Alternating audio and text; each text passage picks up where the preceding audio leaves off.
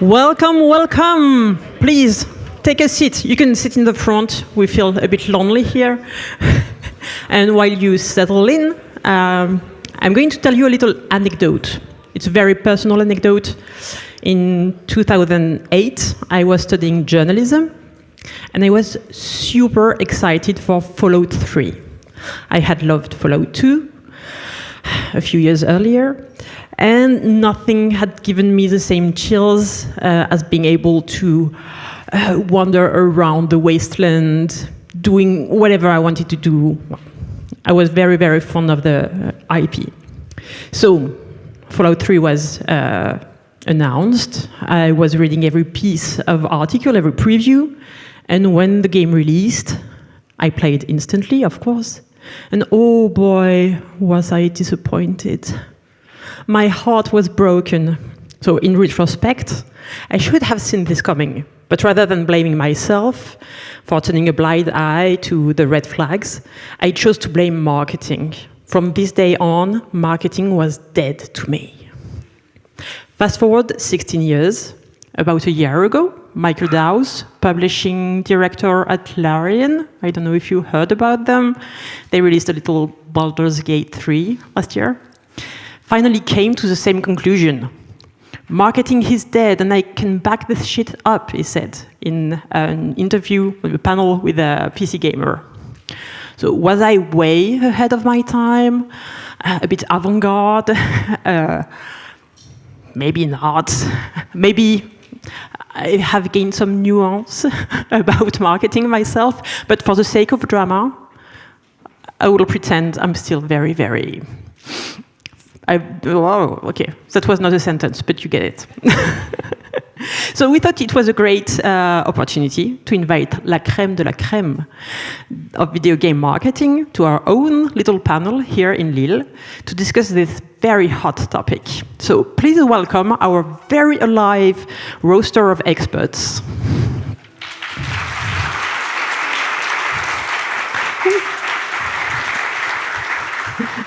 So I'm going to leave it to them to introduce themselves. We have Hayley.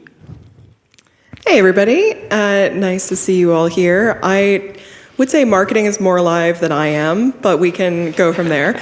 I have worked in marketing and brand for over 10 plus years. Most people know me from being the brand director on Fall Guys, but most recently I am a marketing creative lead at ROVIO, working on a Sonic game. So I have kind of done every type of publishing role you can have in some capacity, and look forward to chatting about marketing today. Then we have Claire. Hello there. I was going to try and come up with a live dead pun, but Hayley stole it from me, so thank you, Hayley. My name is Clara Sia. I've been in the industry about 15 years now. I've worked across AAA and indie games for publishers, for indie devs directly. I've worked on Alien Isolation, I've worked on Total War, I'm currently with Team 17. We released a game this week called Date Everything, where you can date everything. If you've ever looked at a chair and thought, oh, hello,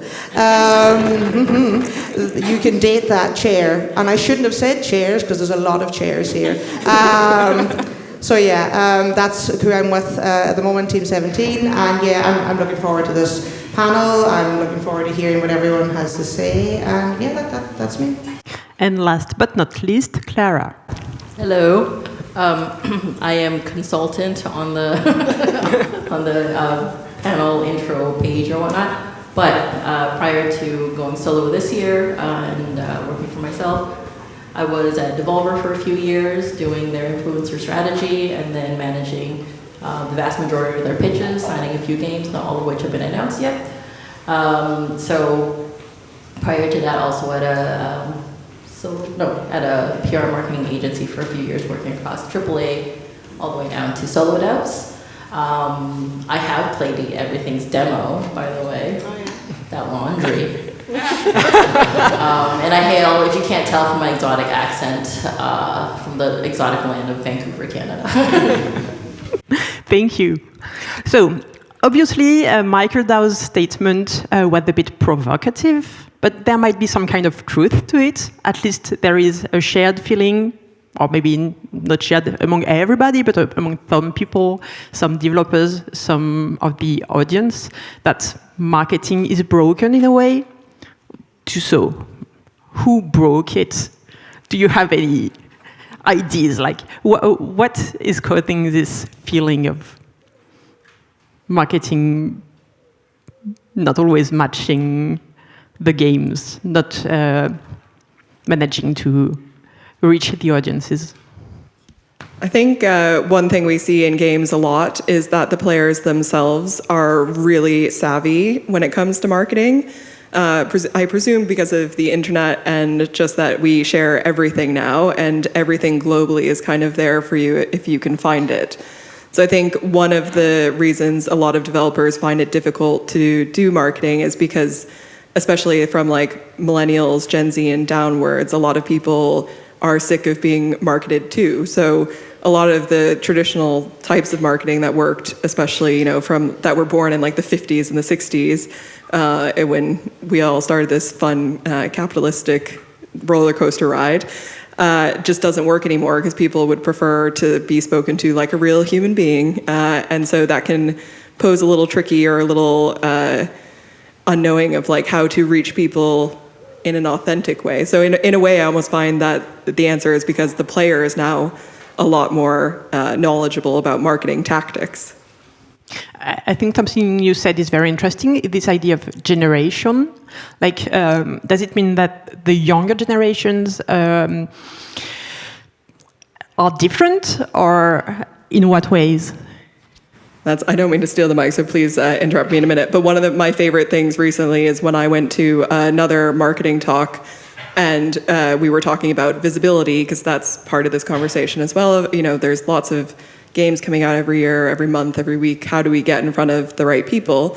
And one of the recommendations was to use hashtags and how to use them on different types of social media channels. But somebody who was Gen Z in the audience literally said, ew.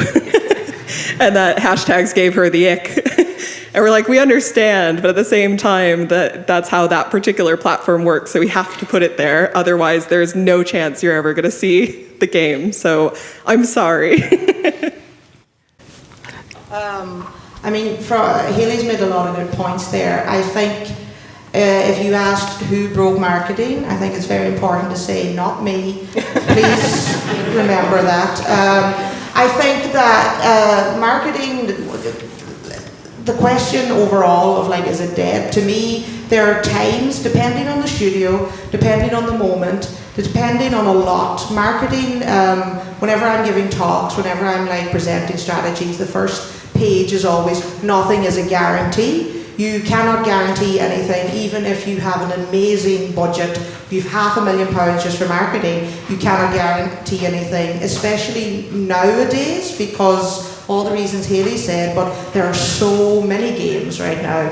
I think Steam Next Fest has just wrapped up, and there were over 2,000 demos there. So if everyone is trying to promote and trying to do things, there's so much noise, and you really cannot guarantee. And I think that is something that is important. No marketeer should ever say to you, this will definitely happen and this will definitely happen, because you're going to look foolish if you make such promises. But if you say something is definitely happening, you're going to stay on that path. And as marketeers, especially when we, have limited budget or no budget at all, we need to be able to adapt, we need to be able to A/B test, etc. And so no guarantees sounds like a terrible thing, but it isn't in a way, because it also means there's no guarantee that you will sink in the noise or be drowned out either. And so for me, I find marketing has moments of where, depending on who you are, the time period, certain types of marketing are in a little coma. They're not dead, they're just like beep, beep, beep. And then depending on many variables, they will awaken and become more useful, and the activities will reap more rewards, but you just can't guarantee it. And that's been the case for years, that hasn't changed. I also love the fact that you call us marketeers. I don't know what to call us. Instead of marketers in North America, but I like marketeers quite a bit more. What killed, is that what the question was, what killed marketing? I think just everything, everywhere, all at once killed marketing. Just the fact that, you're not in games, you're not competing for gamers' attention. You're not competing just against other games, you're competing against everything that can possibly take their attention away. Everyone I think saw the report that came out earlier this year that by and large, especially the younger generation, but it's getting older now because everyone's becoming more savvy, you can't escape it, right? When they come home from work, school, whatever it is that they're doing, the first thing they do is they go on their phone because this is the lowest barrier to entry to entertainment. So they're scrolling, they're watching videos, short form videos, not even long form videos, but short form videos, live streams sometimes, social media most of the time, and chatting. That's what they're doing before they're going to boot up a console or go to their computer. So that's what you're competing with. You're competing against Netflix, you're competing against YouTube, you're competing against all of those things. And so I think that's what killed marketing, if you want to lean into the drama. But you can't kill marketing, of course. I think we all know that. That marketing is everywhere and everything is marketing. So what you're doing, making games, what you're best at doing, that is marketing. Game design is marketing. If you want to sell your game, that's marketing. If you're talking to a buddy to ask them for feedback for your game, that's marketing. Everything that you do to improve your product is market research, and that's marketing. Maybe going back on what Claire was saying, so you cannot guarantee that that something is going to be a success, but are there some signs, some stuff that will guarantee that it's going to fail? Your questions start one way and then they go no, okay, sorry. Maybe it was clearer in my head, but what I mean is, so someone comes to you and say, I have this game, I would like to market it. You cannot guarantee them that they're going to make a success, but are there some stuff that they come with that you will say, I guarantee you that there is no way I'm going to be able to market this? I mean, certain things are this sounds very like a cave woman answering the question, but like key art, how you're presenting it, if it looks not good, how you present it. A lot of the times, even we're all susceptible to what our eyes see, if we can see, and what we hear and our senses. And so it's not just for games, you will see a really nice carton of milk in a shop and it just has this nice design. It's far too overpriced. And you may not even like the product, but you might buy something based on that. You see a game, the key art is really cool, you might click on that game to find out more. But if you don't just set yourself up so the basics are just, there to appeal to people, that doesn't help.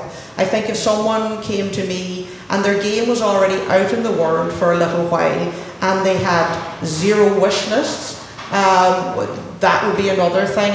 You're not even getting, you should have at least a couple of wish lists from not doing anything, from just Steam itself. So there's those sort of things. There's very sort of fickle things. The harder question is when somebody is ticking all the boxes and they're still not performing yet. I have had people come to me and the game has been public for a while and there's just nothing happening, and then they're like, is this game already dead? And no, there's always a chance because there's no guarantees. So yeah, if somebody comes to me and there's all these very basic things that we could all probably have a guess of what is not attracting people to find out more, that is obviously a concern. Those things are fixable. I think it's harder when you've got great key art, you've got a great demo and everything, and you're still not getting the numbers. That's something that needs a lot more dissecting, and sometimes, a lot of the times, there won't be an answer. It just simply isn't picking up with people. It's not getting through the noise. And then as marketeers, marketing people, we have to find out and try as much as we can without putting you at financial risk of blowing budgets to try and fix that and help that. Yeah. I think it ties a bit to what Clara was saying, that game design is marketing in some ways. So does it mean that you will sometimes give the studios some hints on this kind of topics? Yeah, I think to answer your question, one of the things that can be tricky is if the game isn't fully understood by the development team. I think games that are often successful are because they really know their design pillars. Certainly, if I were to try to figure out all of the ways that maybe Fall Guys succeeded, besides just a little bit of luck and some really nice timing, to me it was that the game design pillars were always really strong and really clear throughout the entire team. So anybody working on the game understood what made it fun, what it felt like to play, how it would get people excited, and what its unique selling points were.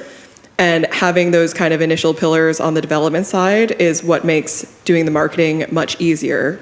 Because it also kind of touches on the point you started at our conversation with, which is that one of the worst things to hear that marketers get a little like shiver for and know they have to fix immediately is if there are mismanaged expectations of players. Because if the marketing is really snazzy and shiny and lovely and you're like, oh, I want to play that game, and then you play it and it's nothing like that, that's one of the hardest things to try to go back against. So to really have the best shot, you have to make sure that the marketer is working really closely with the development team, hopefully from early days, and that everybody's really clear about like the points of the actual game design that make it fun to play.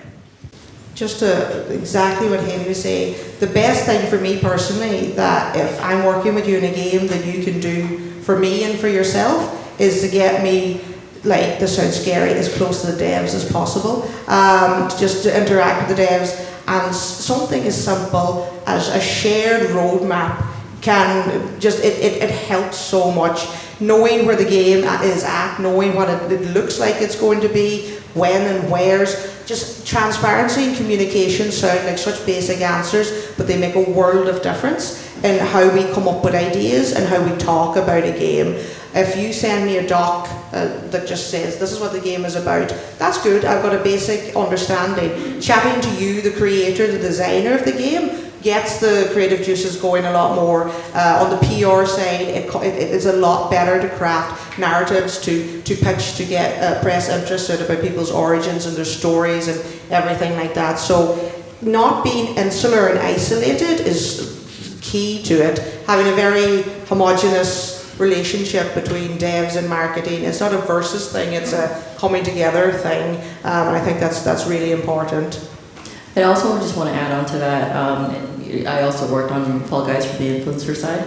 And one of the things that I learned over the years from devs, specifically indie devs, is the whole notion of it's a play to believe kind of a game. That used to work when games were new and shiny and just becoming mainstream. That doesn't work anymore. And that's part of the whole marketing is dead thing is, well, nothing I do works because they have to play it, but we can't get them to play it. That is a problem because that's not where we're at right now. Marketing needs to be more seamless. And before, when we had a calibration talk on this, I said that the best marketing is invisible, but really I think marketing needs to be seamless. The veil right now has been lifted with consumers. They are more savvy. They say they don't want to be marketed to, they don't want to be fooled. What they're actually saying is they want to be marketed to better. They're not going to say that because it's an icky word for them, but they do want to be marketed to better. So what works now are demos, gameplay trailers, influencers who are playing the game and showing them exactly what it feels like and what like genuinely feels like, not just the gameplay, but how it feels emotionally to play the game. That's what works right now because that's the kind of marketing that speaks directly to what players want. They don't need to have all the extra fluff. The only trailers, the only cinematic trailers that really work these days are from massive budget studios or very well established IPs where they can just spin out that story. But if you're new and unproven, you need to show them what the product is, and that's really what the direction is for marketing these days, yeah. But for to Haley's point about Fall Guys, that was originally a play to believe kind of a game. And so what we had to do was I worked with influencers to make sure that all of them can get it out there as soon as possible because it wasn't convincing enough from the visual aspect of it and just explaining what it is. They had to see it. They had to see the chaos. They had to see the emotional response to it.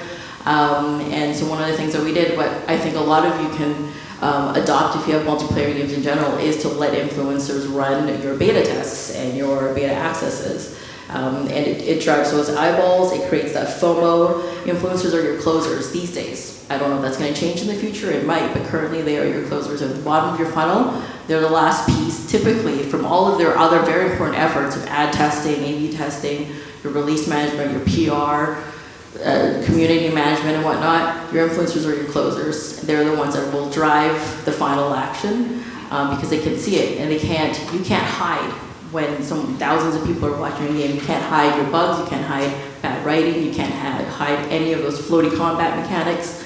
They're right there on display, and that's the kind of stuff that works now.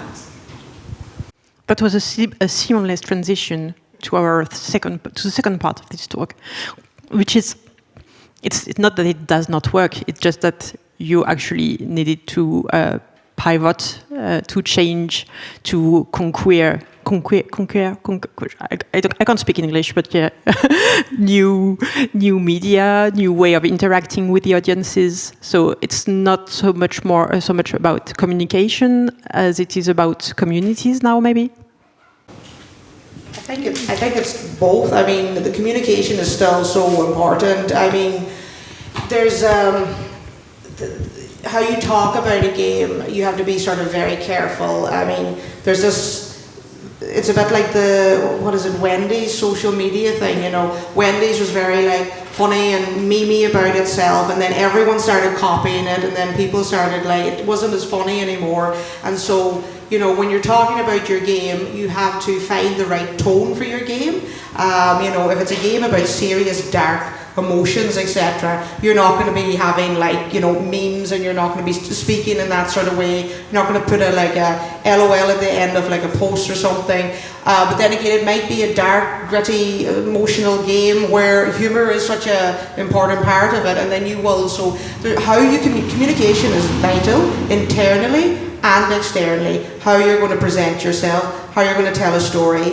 If you have a game and you're saying it is an action-adventure game that is set in the ocean, what is anyone going to take from that? You know, it tells you nothing, so you have to find ways of explaining your game, and also sometimes that may come back to the type of game that you're making as well.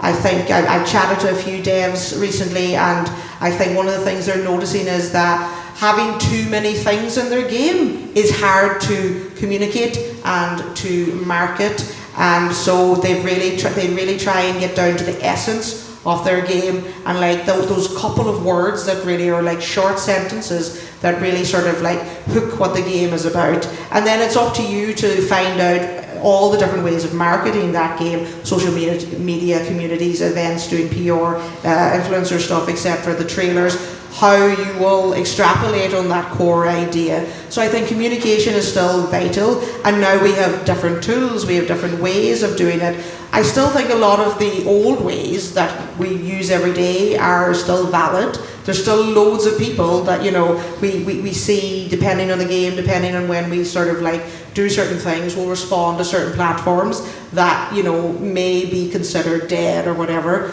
But we have new platforms, we have new ways of doing things. And again, it all comes back to utilising them in the right way. I know that the big one in the room is obviously TikTok. TikTok like changed for a lot of people. A lot of people are like, we have to get onto TikTok. TikTok takes a lot of work. You need people dedicated, you know, somebody on that. There's a lot of like nuances that maybe we still don't understand or we're getting to know. When TikTok first sort of blew up as something for marketeers to use, I did think it was sort of interesting that we still didn't have enough knowledge of the user journey towards our games. I think we just made assumptions, you know, it was like this TikTok blew up, and then also we've seen wishlist numbers.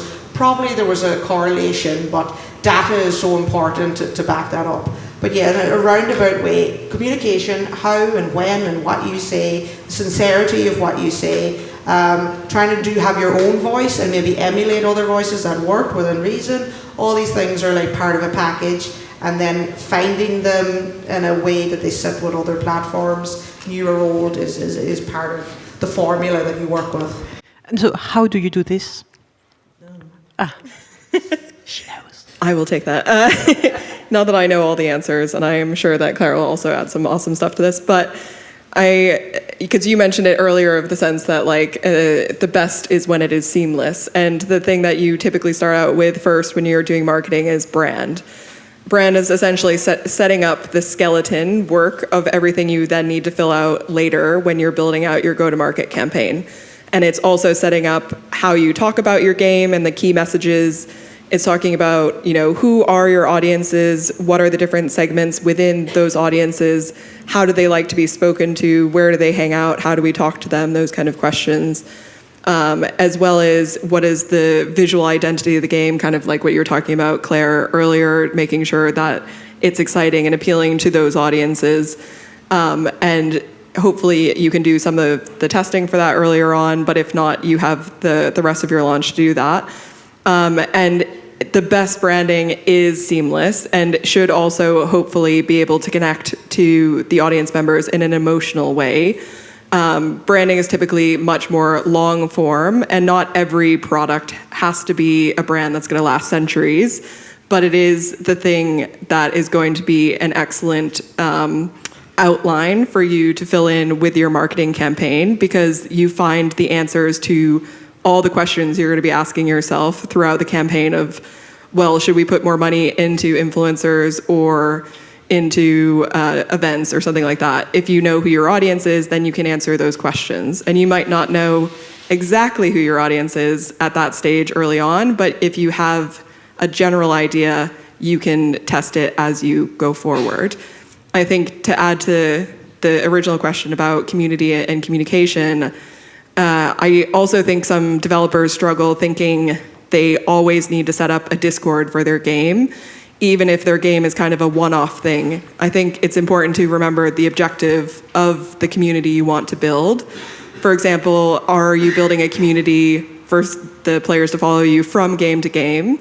Or are you building it for that specific game because it's a live game, live service game that you need people to play constantly? Things like that, because just doing what is popular in marketing at the time doesn't necessarily mean it's going to work for you and your objectives. But what I do think about community and marketing at the moment is it kind of relates to that, getting people to hear about your game from other humans is a much more successful tactic than doing the kind of traditional paid media ads. So I think in that way, community is important because you might need to reach out to communities that are knowledgeable about a certain genre or something like that. So it might not even be a community that you're building, but communities you want to be a part of so that they more naturally spread word about your game. Yeah, 100%. And I also think that through all the different verticals that you can go through, that community is always beneficial. Because it doesn't help you with just your current game, but your future games. It's brand building. It's people that you can lean on for future game testing, user testing, for people who will buy your merch, who will talk about you on social media, who will vouch for you when they watch influencers play your game and they can suggest games. And then I also want to make a point that there's a separation, maybe not for all studios, especially when you're very small. They may all be the same person, but the strategies are different. Content/social media is not the same as community marketing, and it's not the same as influencer marketing. It can all be handled by the same person, especially if you're only working on the one game, but they're different. You need to weigh how much effort you want to put into each. So for instance, if you want to build your community, which I really genuinely feel is always important, you don't necessarily need to have a content strategy, meaning you don't have to own your own content that you're always on, like your TikTok channel, your social media doesn't have to be always on. There are certain things, there are certain pillars that you should focus on for your game, but you need to decide what those are first, and then to what level you want to invest in effort into those versus community versus influencers. Further to that, community is so important that I have stood behind this for the entire time I've done influencer marketing. You cannot do effective influencer marketing if you don't have a strong community marketing foundation. Because all you're really doing is you're building relationships at scale, which is what community building is with influencers. You're building it with community, with influence. It's the same thing. And that is largely what's missing with any developers in particular. You're making an ask, play my game, before you build that relationship. That's the mistake. You have to community build with them before you can make that ask. They need to know who you are before they'll open your email, before they'll do you a favor of playing you. And I know there's that whole wall, who the favorite here? I'm not gonna get into that. That's not the drama or the tea I'm here for today. But ultimately, who's reaching out to who at this stage, right? So let's make sure that we're building that community first, so that we have something to stand on before we make that ask. And that's true of everybody making an ask to, players as well. You know, what are you offering to them before they drop dollars on you? Are you updating your Steam discussion threads? Do you have a way for them to reach out to you? Does your website have a way to reach out to you for if you're press, if you're influencers, if you're someone who wants to sign up to your newsletter and find out more? Do you have a Discord? You don't always have to, but do you have something where they can interact with you and see a little bit more of what you are? Today, social media can be very icky. I, for one, am super glad I no longer have to be on there 24/7, but it is necessary. And there are a lot of devs who don't like to be perceived by the public. I don't blame you. Hire someone who is fine with it, though. Because in this day and age, you can't hide anymore. That mystique, that veil is dropped. And if you still maintain that veil, that's only another barrier for them to throw money at you. And ultimately, we just want them to throw money at you. And so how early or how late should you start building this relationship with the community? That's a tricky question, of course, right? And I think this is where most marketers really depends. It's the unsexiest answer. I was going to say it depends. Yeah, exactly. Super unsexy. I've got maybe a little more clear, practical way of answering it. As much money as you have and are willing to spend, you can start as early as you want. However, you don't need to go full bore with live campaigning. Like campaign marketing doesn't need to happen right away, and it often isn't good for you to do it right away, because as you're changing your game over time, if you don't have your scope defined, if you don't have your art style defined, certain very key pillars of your game that are part of your main marketing assets, then you're just wasting, you're just burning money, because now you have to reset, right? But you can do market research, you can validate as early as you can afford to. So everything that you're doing, say with ad testing, A/B ad testing, you're not really doing that necessarily, especially at indie level, to build a huge ad marketing campaign later. You're doing this so that you can have more responsible spending later. You're maximizing your live campaign dollars later because you're region testing first. Your A/B art testing first. What are they responding to? What key art styles are they responding to? What kinds of trailer clips are they responding to the best? What kind of character designs are they responding to the best? You're doing this to save yourself money later and hopefully make more money later. That's what validation is for, that's what market research is for. And there's a lot of clear ways of doing that, there's a lot of unclear ways of doing that, but you're not gonna know until you try it out. So as early as you can afford, but do it responsibly. And also to add to that, you know, if it is something like an alpha or a beta campaign where you're getting people in to test, or you're inviting them to Discord, whatever it may be, like what is your objective for that? What is the player journey from if they're playing your demo and then you say, sign up on this newsletter or join our Discord. So if you don't have a plan for that, that's where things kind of fall through. And it's not only the money resources, it's obviously like the human resources as well. If you're busy making your game, especially if there's like a lot of insights that come from that beta test, then who is communicating with those people that you gathered into your Discord now? It's not that you need to have all the answers right away, but try to think with clear objectives of what you're trying to test, where you hope they're going to go, what you hope they're going to do after that, and what kind of like value add you can give them at that moment, because people will interact with you in different levels. You'll probably find a lot that play and maybe give some feedback and then kind of move out until you're ready for the next phase. There will be a handful of people that will become your evangelists, that become really core community members. And then there will be plenty of people that maybe just see the campaign who might come back later on when it's further there. So also if you can think about different levels at which you can kind of engage with people, because not everybody's going to react the same way at different stages of your development as well.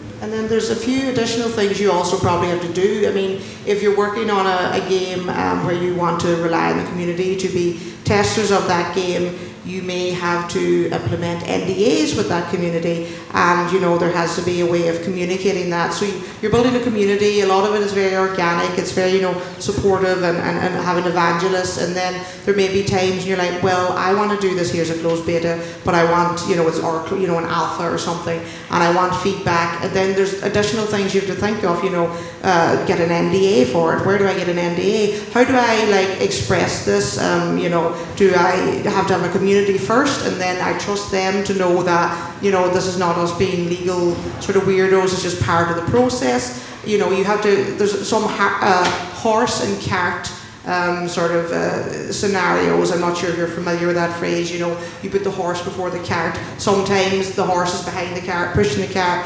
It does depend on what your plan is, what your goal is, and as mentioned, what your financial sort of setup is for when you start that.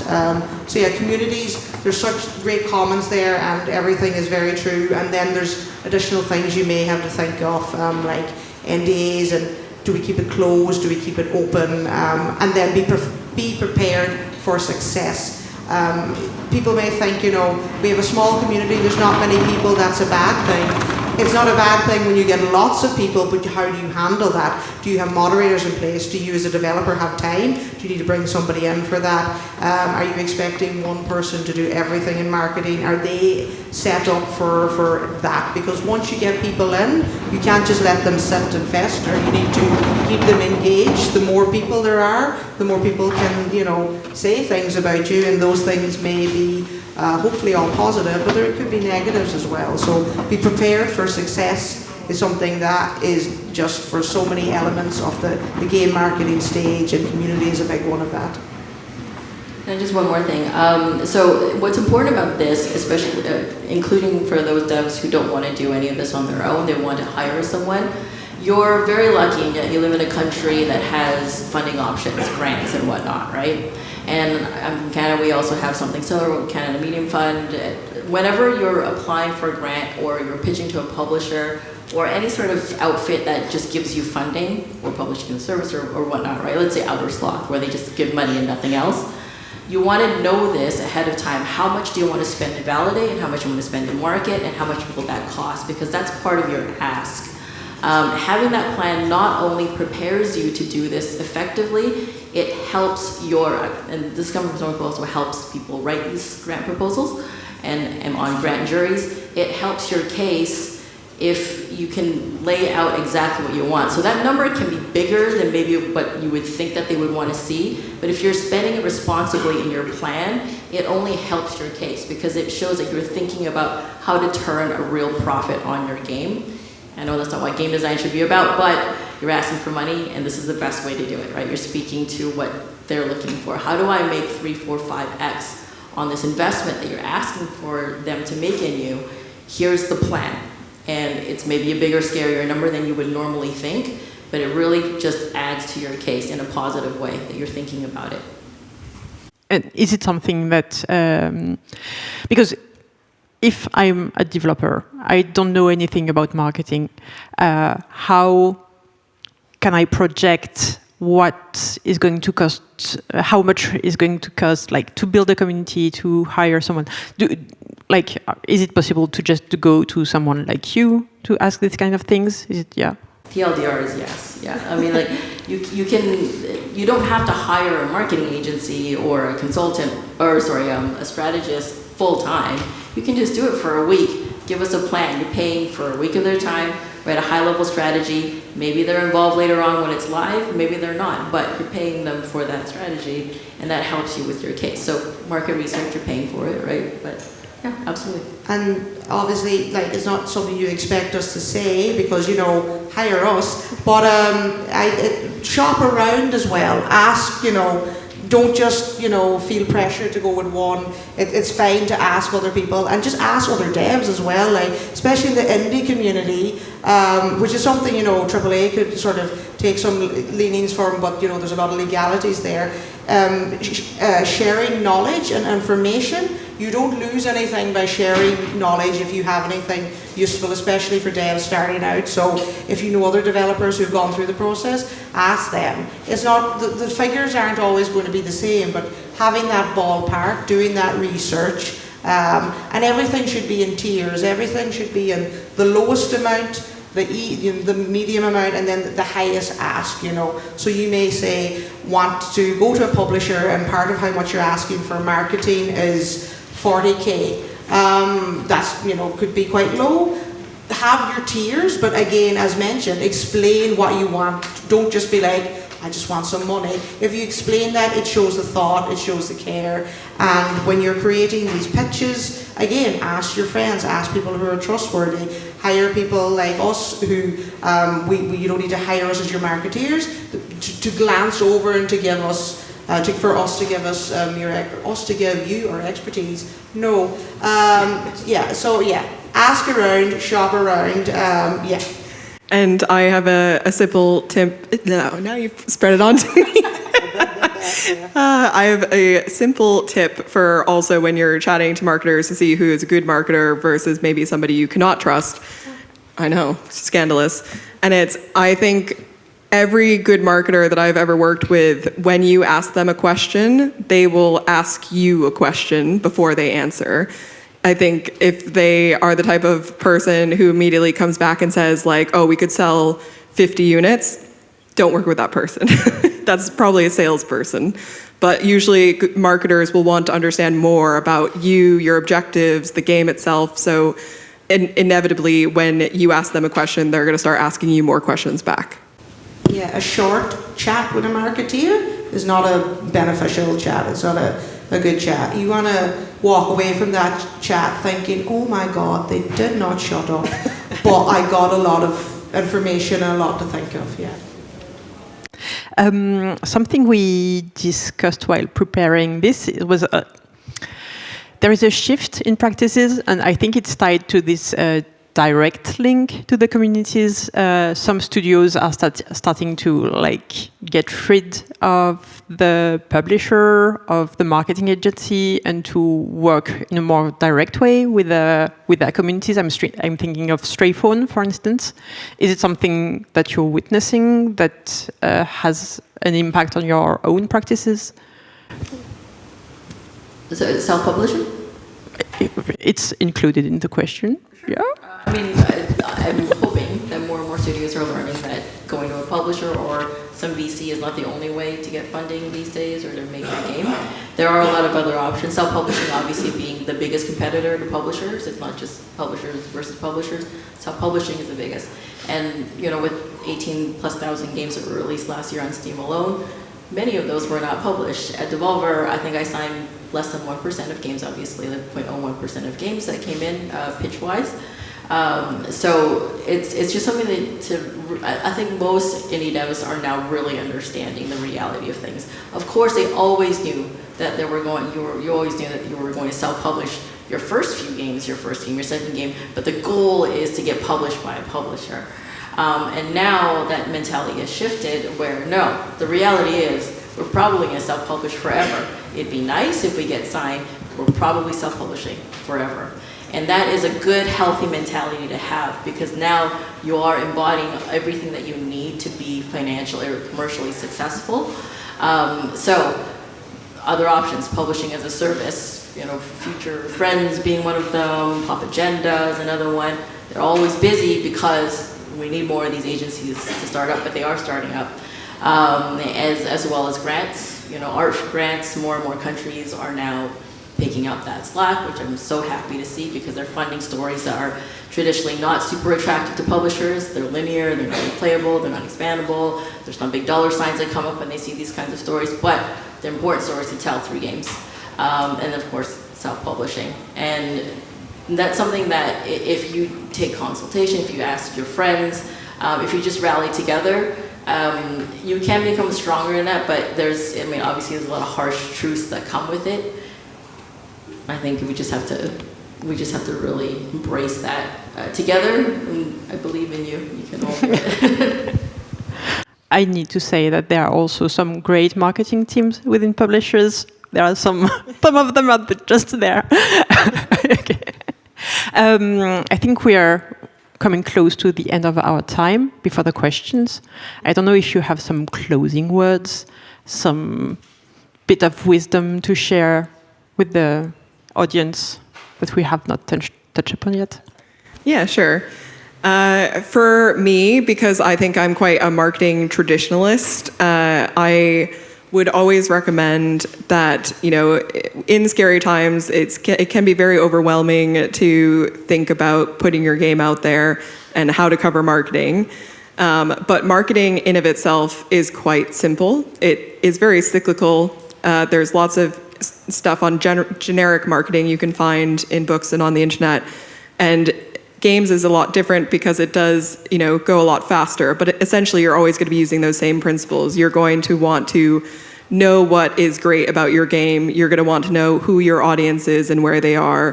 Find out those kind of initial questions, and then you have the freedom to kind of change the rest of the campaign in a way that makes sense for your game. Marketing isn't dead. It just can sometimes be lots of spreadsheets or very boring, and then you add all the fun stuff on top of it, and you work with amazing people to get the game out there. I wish it was as simple as hiring a funny person to talk about it on social media, but you usually have to have a lot of other components built in for all of that to kind of work. So really dig into what makes your game special and why people are going to want to play it and interact with it.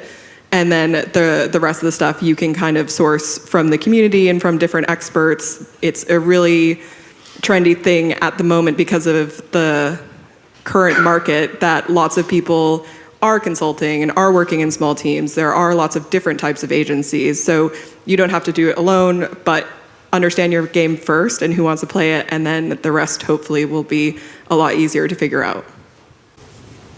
Everything that Hayley said is spot on. And then for me, I think I'd say that right now, if you're an indie dev or you're somebody and you can't even think yet about hiring a marketeer or knowing what you want, there are things that you can do to set yourself up that are boxed. They're very standard things, but they are things that will keep your game sort of teetering upwards, whereas you didn't do them, it would just sort of flatline or go down.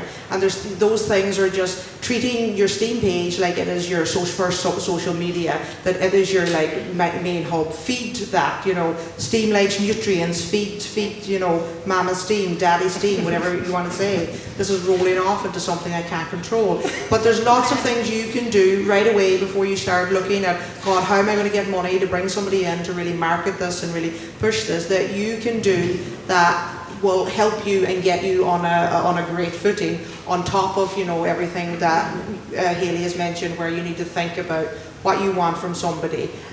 So that's something. And then just back to what I said at the start, there's no guarantees, and there are positives and there are negatives and grey areas to that.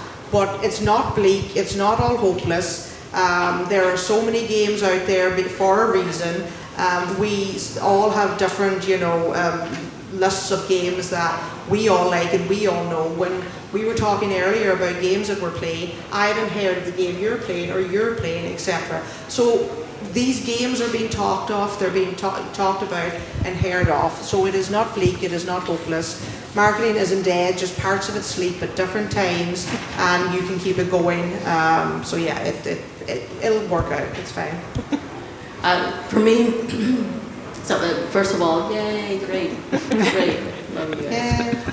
It's opportunity and readiness. So going back to the generation now, which again is not just the youngest generation, it is getting older and older. They have more agency than ever, at least they think they do. And so they're making their own choices. Influencers are finding you before you're finding them these days because, like you, they need to find the next best thing. They need to make great content. And so they're becoming more savvy as well. Both players and influencers are using SteamDB. They're checking, what the top Steam tags are, and they're chasing them. They're on itch. Most likely they will find you. If you have a game that makes great content for them, they will find you. Where I'm seeing a lot of indie devs fall down is they're not ready for it at all. They go to their social media, all their social media, they have an account, but it's dead. Steam discussions, no responses, no Steam updates at all, no Discord, no way of contacting, no contact form whatsoever, no website. it just looks like it's dead, and they're just swiping left immediately, and they don't come back. So that is my greatest hope and tip for y'all that you can control now, and that is to tighten up where you are online to be ready for all the agency that all the current player base, your player base, is employing. I am extremely jet lagged, so if anything I've said does not make any sense, feel free to ask me about it afterwards. You made great sense. Thank you to the three of you. And I think we have some time for a few questions from the audience. Thank you.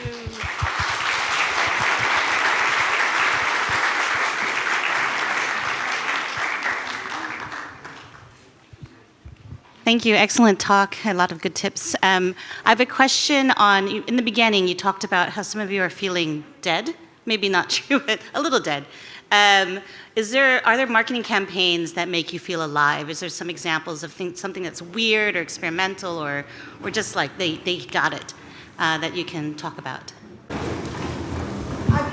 I mean, the game itself can really lend itself, to ideas and everything. So some games just make it so easy. I feel like Fall Guys was like, it was easy, like it was so easy to just do, like not to say that the work was easy to do, but it was so easy to just become as big as it did, the content, everything, just snipping moments and that. I've definitely worked in games where the stuff that we're doing is fun, and not necessarily it means that you got massive numbers in sales or you got massive numbers in wish lists, but the freedom to be able to do things and to try creative things really worked quite well. The most recent thing I can say that was a lot of fun was for the game Date Everything, where you date objects in your house. I am running a competition where you can win a real washing machine. You can all enter, you can get a washing machine, a free copy of the game. That's weird, that's fun. It's rare to be able to do stuff like that because I think we're so right now budget conscious. More now than ever, we have to be very tight with our budget, and that also means being tight with being able to do creative things because sadly money allows for more creative things, especially things out in the public and spectacles and that. So for me, the most joy I've had all year is ordering a washing machine and asking the creative team to make a fun sort of, slightly not safe for work asset with that. And I'm really proud of that, Yeah, one of the reasons I'm often tired is because marketing is fun every day, which sounds like the most cringe thing ever. But on Fall Guys, there was never a day where we weren't doing something very weird. Like we launched one into space. We bought a bench in a tiny town called Skegness in the UK and had the mayor do a ceremony with these inflatable Fall Guys. There was never a dull day, so it was always fun. It's just trying to get it all going is the tiring part. And then two other things came to mind. One, when I worked at Fail Better on their indie narrative games, we had the opportunity to make a one-shot tabletop RPG. And that was like the perfect fit for the audience we had at the minute. So it felt really like synergistic. Once again, cringe marketing word, sorry. And it was just so fun because we got to design all the pages of it. We worked with a tabletop RPG designer on it, and the community loved it because they'd been asking for something like that for ages. And then the third thing that I would recommend to any developer is to watch people play your game. As a marketer, one of my favorite things is bringing the dev team to the events or to playtests and things like that to get them to see real people playing the game. And that's kind of when their faces light up and they realize and remember what they're doing and why they're doing it for. I don't know what you both are talking about with like fun Fall Guys because I didn't sleep for a month when it was launching. But I think another innovative thing that I had the most fun with was Cult of the Lamb and helping with the Twitch integration with that. So extending the longevity of that game without spending a single dollar on influencers was really fun to see. The creative assets that we got out of that were endless. And then another one was with Terranil, where we made these tree emotes and we just did a charity campaign where we got viewers to plant trees. We used these tree emotes that we offered to influencers, and then we made donations to plant trees on their behalf, and we grew a big forest for the Terranil warriors.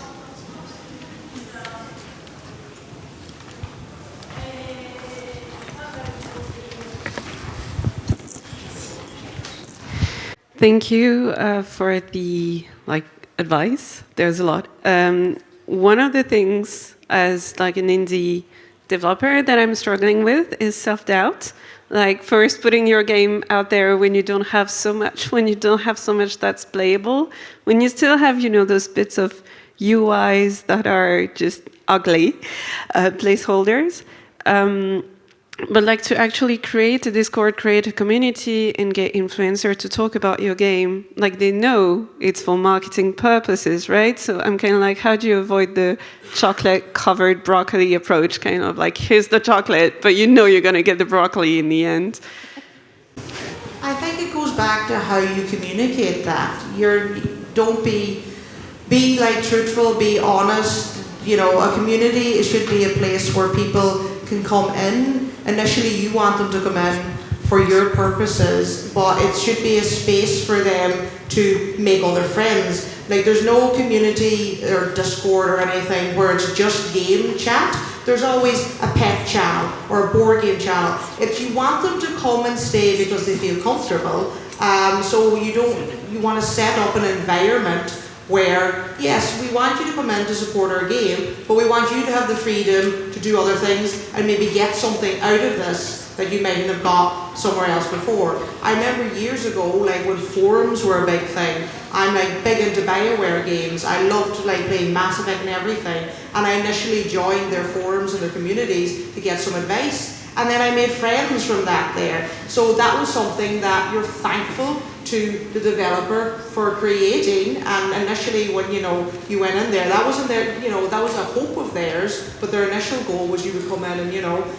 promote the game and play the game and enjoy the game. And it's an amazing added bonus. So you set up an environment and you talk to your players knowing that they are aware of things. You don't talk to them they're blind to everything. So it's just simple things, tone and communication, and always trying to keep things fun for them. Don't just let your Discord or your community sit idle and empty and only be active when you have a big beat, quiet for ages, and then we have a demo where we're doing pre-orders and that's the only time you give them any love.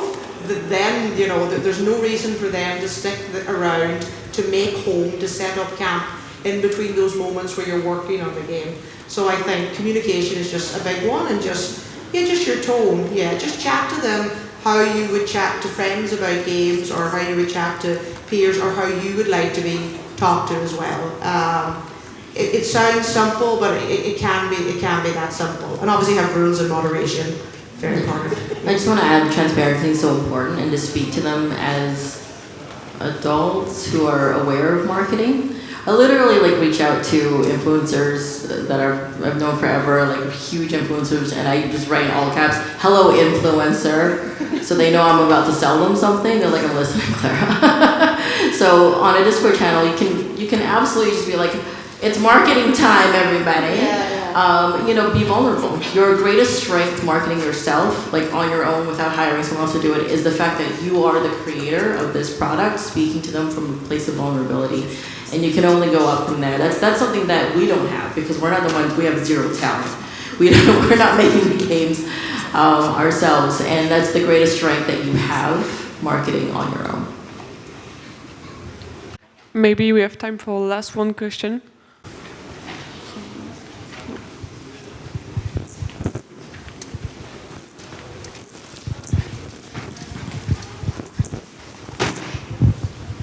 First of all, thank you for the interesting talk. I'm glad to hear that marketing is not that. And so, as we see that community is quite important in the industry, what would you suggest in doing to create a strong community behind a new studio? What would be the first thing you would do? In my first thought was my answer is going to be the most boring answer. So maybe I didn't want to be the one to say it again. First and foremost, think about your own personal resourcing to make sure, kind of like Clara said, that there aren't huge dead patches between when you're speaking with the community. Because also the devs staying healthy and balancing your own time between making the game and doing the marketing is also important for the longevity that you're going to have to marathon through. And also setting up very logically, the pathway through your community, if it's in a Discord or on the Steam forums, like making sure that it's very clear where you talk about certain things in certain channels and setting up the community guidelines and the rules, because those are the very first things that will help keep your community positive and not toxic and make them feel safe. And as Claire was saying, like that safety or that comfort is going to be what makes them stick around, and then you will be able to speak with them and build that relationship with them within that environment. So that's my initial tips, which is the boring community guidelines bit, but maybe there's some additional more fun tips. I think, and I don't know if everyone will agree, if you were to create a Discord from scratch, have stuff already in there. It's a bit like if you're having a house party or a birthday party, and people just come, you're the first person there and there's no one there and there's no decorations, there's no drink, no cake, you're just sitting there waiting for something to happen. It's kind of awkward, and everyone joins and doesn't know each other. So maybe think of it a bit like that, when you have a Discord. When I join the Discord, is it just an empty space and I, a random user, have to start a conversation? Have stuff in there, have little incentives when they join, have some chat already happening. You and the other people in your team have already been filling the pet channel with pets, just something like that. I don't know if you're all aware of the Willy Wonka experience in Glasgow. That was just really, really bad. Just basically don't have a Discord that looks like an event where nobody put anything in, nothing was happening. Have it lively, put some decorations, put some memes, some gifts, so when I walk in the door, I'm I can react to this, not hello, I'm Claire, echo, echo, echo. So set everything up, your moderation, your plan, everything, and then this sounds so like an old person trying to be hip, but make it a fun place for people to just join and start and have a good time. Yeah. Hello, fellow kid. Hi. Hi, young people. So a couple of practical things that you can do right away when you're setting up. Well, obviously, if you can have a 3-week rolling content calendar, that's ideal, because then you have confidence going in, leave room for reacting to current trends and memes, etc. But you're really you're building friends. What Claire said is correct. You're setting up a party. You need to have some sort of icebreakers. You need to have something for them to do. You can't just here's the dip. Make it fun. Lots of things you can do. You can talk about industry stuff, right? What just happened? Summer Game Fest. Trailers galore. Ask questions. What was your favorite trailer? What was your favorite showcase? Steam Next Fest. What's your favorite demo that you played? Have a games club. Ask them just questions about their lives that are just random. Fit check everybody. It's just creating a community, talking to people like people, and every once in a while you sprinkle in some marketing. Then you capture all of that attention that you get from any of the beats that you have coming up. Let's say you're at a showcase upcoming, make sure you've got stuff planned around capturing all that new traffic you're going to get, and then funneling them to wherever it is that they need to be, whether it's your Discord, your Steam discussions, your Steam page to wish list, your newsletter, whatever it is that you have a call to action for. Make sure you have a plan around every single beat so you're maximizing, because you only get those opportunities every once in a while, right? But yeah, come from I cannot speak highly enough of coming from a place of vulnerability as a dev marketing themselves. Look at what other devs are doing. They're successful. For instance, We Harvest Shadows. I think they crossed 300,000 wish lists lately, and he just did a lot of his own stuff, and he was he just had to make an announcement. They had to delay his game because it's just becoming bigger than he could spare, or he could manage. Jet lag. But coming from that place of vulnerability, that post is for me, I'm masterclass of marketing there from a dev just doing it by myself. Of course, it's now he's got published, and that's part of the announcement. But learn from the community that's out there. They're already doing it. It's not hidden. Thank you.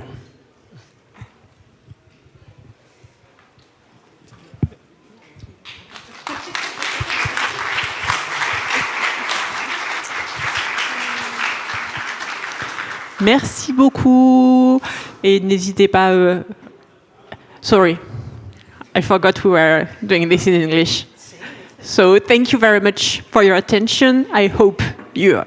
I learned a lot, so I hope you did too. And don't hesitate to grab us if you have any questions. See you around. Enjoy Game Camp. Thanks, everybody. Bye. Bye.